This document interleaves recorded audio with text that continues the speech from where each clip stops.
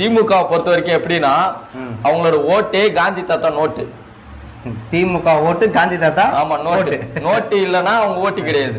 அதுதான் திமுக நிலைமை. இல்லாம காங்கிரஸ் வந்து இருந்தால் நீட்டு வந்து ஒழிச்சு இருந்தாங்கன்னா அது திமுக நாங்க தான் ஒழிச்சோம் அப்படின்னு பேர் போட்டு சொல்லி முதலமைச்சர் விஜய் அவர்கள் நேர்ல போயிட்டு அனிதா வீட்டிற்கு போயிட்டு ஆறுதல் கூறிட்டு இன்று வரை நீட்டுக்காக ஒரு துணையா நீட்டை எதிர்ப்போம் அப்படின்னு சொல்லிட்டு இருக்கிற ஒரே முதலமைச்சர் முதலமைச்சர் சிஎம் தமிழ்நாட்டின் முதலமைச்சர் அண்ணன் விஜய் அண்ணா அவருக்கு பார்த்தீங்கன்னாக்கா 75 நாட்கள் மேலே பார்த்தீங்கன்னாக்கா தமிழ்நாட்டின் முதலமைச்சராக விஜய் அண்ணா இருக்காரு.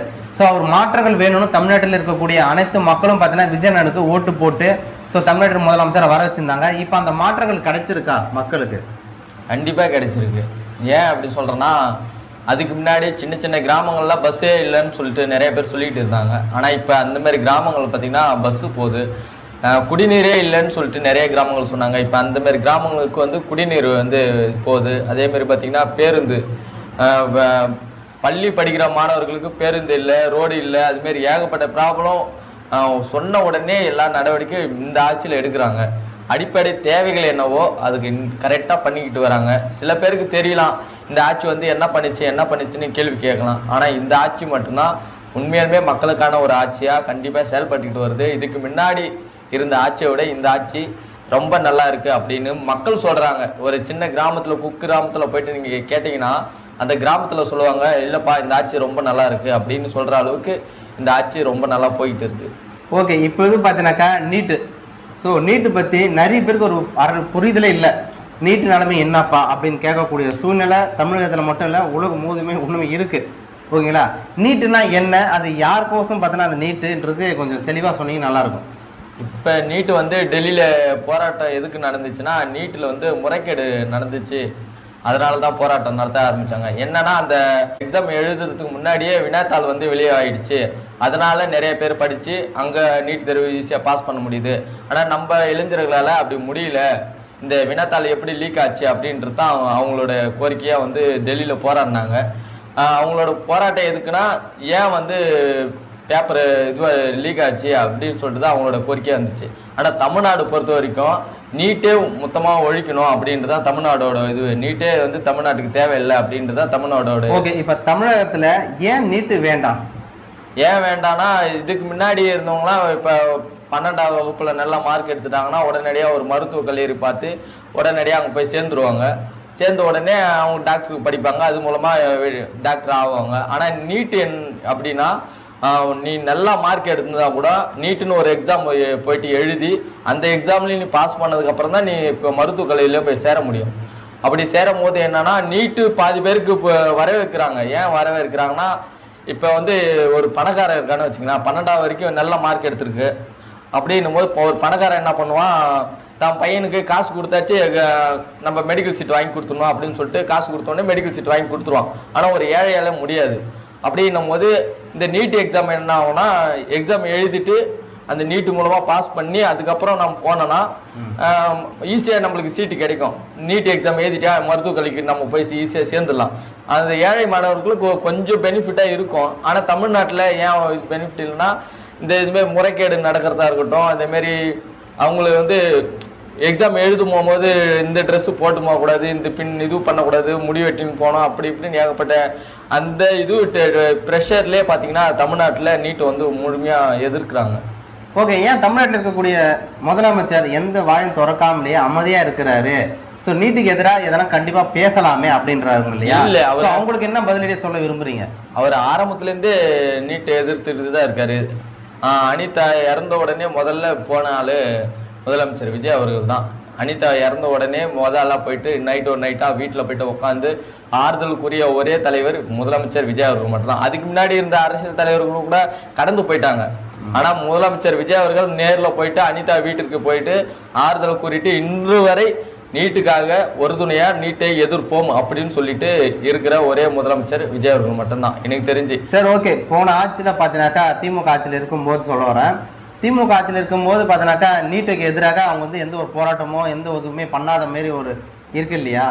ஸோ அவங்களும் படம் கோர்ட் மூலியமாக நான் கொடுத்தேன் அப்படின்லாம் சொன்னாங்க. ஆனால் தீர்வு கிடைக்கவே இல்லை. ஆனால் இந்த ஆட்சியில் வந்து அவங்க வந்து போராடுறாங்க. டெல்லியில் போய் போராடுறதா இருக்கட்டும், தமிழகத்தில் நிறைய இடத்துல திமுக நிர்வாகிகள் தொண்டர்கள் பார்த்தீங்கன்னாக்கா ஸோ நீட்டுக்கு எதிராக போராடி கொண்டிருக்காங்க. ஏன் திமுக ஆட்சியில் அது வந்து பண்ணல, தீவிரமா பண்ணல, என்ன காரணம்? திமுக தீவிரமா பண்ணல என்னும் போது ஃபர்ஸ்ட் திமுக ஆட்சியில் இருக்கும்போது தான் காங்கிரஸ் தான் நீட்டு வந்து கொண்டு வந்தாங்க.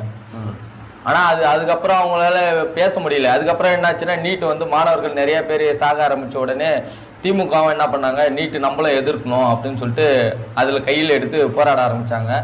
ஆனாலும் வந்து அவங்க போராட்டம் களத்துக்கு சும்மா பேருக்கு தான் போராடினாங்களே தவிர மக்களுக்காக மாணவர்களுக்காக முழுமையாக இறங்க போராடினாங்களான்னு கேட்டால் கிடையாது. போன ஆட்சியில் இருக்கும்போது நான் நீட்டு ஒழிச்சிருவேன் அப்படின்னு சொல்லிட்டு ஆட்சிக்கே வந்தாங்க. ஆனால் எங்கள் ரகசியம் எங்ககிட்ட இருக்குதுன்னு சொன்னாங்க. ஆனால் இன்ன வரைக்கும் அந்த ரகசியம் யாருக்கிட்டுமே தெரியல. அது இன்னொரு ரகசியமாக வச்சுருக்காங்க. ஆமாம், உதயநிதி என்ன சொன்னார், ஸோ நீட்டு ரத்து செய்ய எங்களாண்ட ரகசியமான ஒரு ரகசியம் நிறைய இருக்கு, அந்த ஆட்சிக்கு வந்த உடனே பார்த்தோன்னா ரத்து செஞ்சிரும் அப்படின்னு பார்த்தோன்னா அப்படிலாம் சொல்லி தான் இவங்க ஆட்சிக்கே வந்தாங்க. 2001 சட்டமன்ற தேர்தல், ஓகேங்களா, தமிழ்நாட்டு முதலமைச்சர் மு க ஸ்டாலின் வந்தாரு. ஆனா அதுக்கப்புறமே பார்த்தோன்னா இவங்க எதுவுமே பார்த்தோன்னா பண்ணல அப்படின்ற மாதிரி பார்த்தோன்னா ஒரு பிம்பம் இருக்கு இல்லையா? ஸோ அதை பார்த்து என்ன நினைக்கிறீங்க? அது காரணம் என்னன்னா, அதுதான் ரகசியம் என்னன்னா, காங்கிரஸ் கையில இருந்துச்சு. காங்கிரஸ் மீண்டும் ஆட்சி பிடிச்சா நீட்டை வந்து முழுமையா வெளியெடுத்துடலாம் அப்படின்னு ஒரு கணக்கு போட்டாங்க. ஆனா காங்கிரஸால இன்ன வரைக்கும் ஆட்சி பிடிக்க முடியல. அப்படின்னும் போது அந்த ரகசியம் ரகசியமாவே இருக்கு. ஒருவேளை காங்கிரஸ் வந்து மோடி இல்லாம காங்கிரஸ் வந்து இருந்தால் நீட்டு வந்து ஒழிச்சு இருந்தாங்கன்னா அது திமுக நாங்க தான் ஒழிச்சோம் அப்படின்னு பேர் போட்டு சொல்லியிருப்பாங்க. ஆனா வந்து காங்கிரஸ் இப்போ பாத்தீங்கன்னா திமுக விட்டு விலைக்கு வந்ததால அவங்களால அது வாய் திறந்து சொல்ல முடியல. நீட்டு ரகசியம்னு சொல்லிட்டு இன்னும் ரகசியமா அப்படியே வச்சிருக்காங்க. சரி, இதெல்லாம் தாண்டி ஏன் நீட்டை வந்து இவ்வளவு போராட்டம் பண்றாங்க? டெல்லியில தமிழ்நாட்டு மட்டும் இல்ல, இந்தியா முழுவதுமே அவ்வளவு போராட்டம் நடந்துட்டு இருக்கு. ஏன் நரேந்திர மோடி அவர்கள் பிரதமர் ஏன் அதை ரத்து செய்யக்கூடாது? எதுனால அது தேவைன்னு பார்த்தா அவங்க வச்சிருக்காங்க? தேவைன்னா இதுதான். இப்போ பணக்காரங்க அதிகமா பணம் வச்சிருக்காங்கன்னா டக்குன்னு ஒரு 12ஆம் வகுப்புல அவன் பையனோட மார்க் கம்மியாவே இருந்தா கூட பணம் இருந்து மெடிக்கல் சீட்டை வாங்கி கொடுத்துருவான். ஆனா ஒரு ஏழையால வாங்கி கொடுக்க முடியாது. அப்படின்னும் போது நீட்டுன்னு ஒரு எக்ஸாம் வச்சுன்னா அந்த நீட் எக்ஸாம் எழுதுனவங்க மட்டும்தான் நம்ம போயிட்டு மெடிக்கல் சீட்டா வாங்க முடியும். அப்படின்னும் போது எல்லாருக்கும் பொதுவானதா இருக்கும். அது அப்படின்னு சொல்லிட்டு தான் மோடி வந்து இது ரொம்ப ஸ்ட்ராங்கா கொண்டு வந்தாரு. ஆனாலும் சில அந்த நீட்டுதல குளறுபடிகள் நடக்கிறதால மாணவர்கள் அது பெருசா ஒரு எதிர்ப்பு இன்ன வரைக்கும் காட்டிக்கிட்டு இருக்காங்க. அது ஒரு பக்கம் பார்த்தோன்னா நல்லதுன்னு தோணும், இன்னொரு பக்கம் பார்த்தீங்கன்னா கெட்டதுன்னு தோணும். நம்ம சைடு பார்த்தீங்கன்னா நல்லா படிக்கிற மாணவர்கள் உடனடியாக இது போயிட்டு நல்லா படிச்சு அப்படிதான் டாக்டர் ஆகிட்டு இருந்தாங்க. இப்போ நீட்டுன்னு கொண்டு வந்ததால அவங்க போயிட்டு அதுக்குன்னு ஒரு கோச்சிங் போயிட்டு அதுக்கப்புறம் நீட் எக்ஸாமுக்காக படிக்கிறதுலாம் கொஞ்சம் கஷ்டமா இருக்கிற மாதிரி கொஞ்சம். இதுல தமிழ் மீடியம் பசங்களுக்கும் இங்கிலீஷ் மீடியம் பசங்களுக்கும் மாணவங்களுக்கும் ரெண்டுக்கும் வித்தியாசம் இருக்கும் இல்லையா? ஸோ இந்த நீட்டு படிச்சுட்டு வெளியே வர்றதுக்கு. ஆமா, ஸோ அது எப்படி அவங்க கையாளுவாங்க? அதுதான் சொல்றேனே. இது மாதிரி இப்போ ஒரு கோச்சிங் சென்டர், இப்போ பணக்கார பையனும் படிப்பான், ஏழை பையனும் அங்க போய் படிக்கும் போது அவனுக்கு வேற புரிதல் இருக்கும், இவனுக்கு வேற புரிதல் இருக்கும். அப்படின்னும் போது அங்கேயே ஒரு வேறுபாடு ஏற்படுது. அப்ப நீட் எக்ஸாமும் அப்படிதான் இருக்கும்னு சொல்லிட்டு அவங்க மைண்டுக்குள்ள ஆரம்பத்துல இருந்தே அப்படியே ஓடிக்கிட்டு இருக்கு. இந்த நீட் எக்ஸாம் அவங்க தடை பண்றதுக்கு காரணமே என்னன்னா, இது மாதிரி பணக்காரங்களுக்கு ஒரு மாதிரி இருக்கு, ஏழைக்கு ஒரு மாதிரி இருக்குன்றது அவங்களோட எண்ணம் இன்ன வரைக்கும் இருக்கு. அதனாலதான் நீட்டை கண்டிப்பா ஒழிக்கணும் அப்படின்றத ஒரு போராட்டம் பண்ணிக்கிட்டு இருக்காங்க. ஓகே, திமுக ஆட்சியில இது வரைக்கும் மக்களுக்கு நல்லது செஞ்சிருக்காங்களா? திமுக ஆட்சியில நல்லது பண்ணிருக்காங்களா? நல்லது பண்ணிருக்காங்க. ஆனா அது நல்லதுலயும் ஒரு நோக்கத்தோடு தான் பண்ணிருப்பாங்க. இப்ப ஒரு பாலம் கட்டுறாங்கன்னு வச்சுங்களேன், அந்த பாலம் மக்களுக்காக கட்டுறதுன்னு ஒரு பக்கம் இருந்தாலும் கூட அந்த பாலத்துல எவ்வளவு கொள்ளையடிக்கலாம் அப்படின்னு ஒரு எண்ணம் இருக்கும். அதே மாதிரி ஒவ்வொரு திட்டமும் கொண்டு வர்றது நல்ல திட்டமா தான் இருக்கும். ஆனா கொண்டு வந்த திட்டத்துல கொள்ளையடிக்கிறது பாதி பணம் அவங்க அப்படிதான் இருக்கும். சோ அதுதான் ஊழல் ஆச்சு. ஆமா, அதுதான் திருட்டு ஆச்சு அப்படி சொல்றதுக்கு காரணம் இதுதான். ஆமா, அதுதான் காரணம். ஏன்னா கொள்ளையடிச்சுதான் அவங்க இன்னமும் மேல நாங்க ரொம்ப ஸ்ட்ராங்கான கட்சின்னு சொல்றது எப்படி இருக்குன்னா, இப்ப இந்த தேர்தலை எடுத்துக்கோங்களேன். இந்த தேர்தல் ஓட்டுக்கு காசு கொடுத்துதான் அவங்க 70 சீட்டு வாங்கியிருக்காங்க, ஜெயிச்சிருக்காங்க. நீ ₹1 கூட கொடுக்காம இந்த தொகுதியில நான் ஜெயிச்சினே திமுக அரசால யாரோ ஒரு ஆள் சொல்ல முடியுமா? உதயநிதி அண்ணன் மேடை போட்டு பேச முடியுமா? எங்க ஆட்கள் ஓட்டுக்கு காசையா கொடுக்காம எங்க ஆட்கள் நின்று ஜெயிச்சாங்க அப்படின்னு உதயநிதி அண்ணன் சொல்ல முடியுமா? ஏன்னா சொல்ல முடியாது.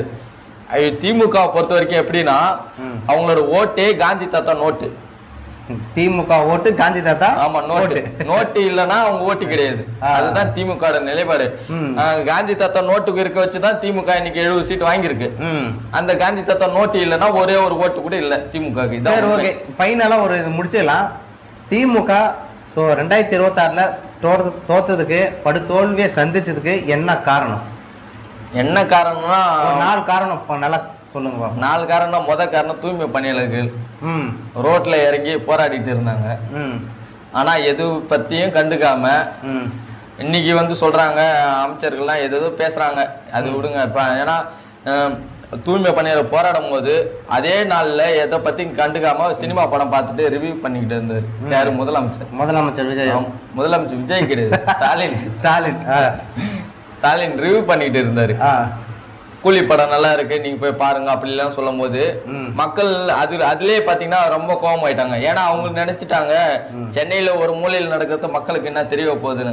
நம்ம தான் ஜென்சி கிட்ஸ் ஆச்சு, நம்ம என்ன பண்ணோம், இணையதளத்துல எல்லாத்துலயும் அடிச்சு விட்டோம், இங்க இது மாதிரி பிரச்சனை நடக்குது, ஆனா ஒரு கூலி படம் பார்த்துட்டு ரிவ்யூ கொடுத்துட்டு இருக்காருன்னு சொல்லிட்டு நம்ம இணையத்துல நம்ம பசங்க இறங்கி வேலை பார்த்தாங்க. அந்த வேலை தான் தோல்விக்கு மிகப்பெரிய ஒரு காரணம்னு நினைக்கிறேன். ஏன்னா அதுக்கு அடுத்தது பாத்தீங்கன்னா அதேதான் சேகர் பாபு. சென்னையை பொறுத்த வரைக்கும் சேகர் பாபுனாலுமே ரவுடிஸ் அதிகமா இருக்கணும் அப்படிலாம் ஒரு பிம்பம் சொன்னாங்க. அது எந்த அளவுக்கு உண்மைன்னு தெரியல. ஆமா, எனக்கும் தெரியல, ஏன்னா நானும் வில்லேஜ் சைடு தானே. ஆனா சேகர் பாபு பொறுத்த வரைக்கும் நிறைய பேர் சொல்லுவாங்க அவர் வந்து ஆட்களை வச்சு கட்டமைப்பு, அதான் பெரிய பெரிய ரவுடிங்கெல்லாம் வச்சிருப்பாரு கையில அப்படின்லாம் சொல்றாங்க. அது எந்த அளவுக்கு உண்மை தெரியாது. ஆனா குளத்தூர்ல வந்து தோத்து போனதுக்கு சேகர் பாபு தான் காரணம்னு அந்த குளத்தூர் மக்கள் நிறைய பேர் சொன்னாங்க. நான் ஒரு அண்ணன் கிட்ட கேட்டேன், என்னன்னா அவங்க தொகுதியில விஜய்க்கு ஓட்டு போட்டிருக்கீங்க, ஏன் ஸ்டாலினுக்கு ஓட்டு போடல அப்படின்னு கேட்கும்போது, இல்லப்பா சேகர் பாபுவால தான் அந்த தொகுதியில ஸ்டாலின் தோத்து போனாரு அப்படின்னு சொல்லிட்டு சொன்னாங்க. இப்ப நீட்டுக்கு எதிராக நடக்கக்கூடிய ஒரு போராட்டங்கள், ஸோ அது நீட்டு ரத்து செய்யணும்னு நினைச்சு மக்கள் இளைஞர்கள் பார்த்தீங்கன்னா மிகப்பெரிய ஆர்ப்பாட்டம்லாம் பண்ணாங்க. ஸோ அது வெற்றிகரமாக முடிஞ்சதோ தோல்வியில் முடிஞ்சதோ, ஆனால் பட் நிறைய பேருக்கு நீட்டுன்ற ஒரு நீட்டு எதனால் தேவைப்படுகிறது, நீட்டு எதனால் பார்த்தோன்னா எதுக்குறாங்க என்றது நிறைய பேர் மக்களுக்கு தெரியல. ஸோ அதனாலவே நாங்கள் ஒரு சேனல் பார்த்தீங்கன்னா ஆரம்பிச்சோம். நாங்கள் அதனாலவே இது ஒரு வீடியோவாக கனெக்ட் பண்ணி கண்டிப்பாக போட்டிருக்கோம். எங்களுக்கு ஆதரவு கொடுங்க, சப்போர்ட் பண்ணுங்கள், அவனருக்கு ஷேர் பண்ணுங்கள் இந்த வீடியோ. நன்றி.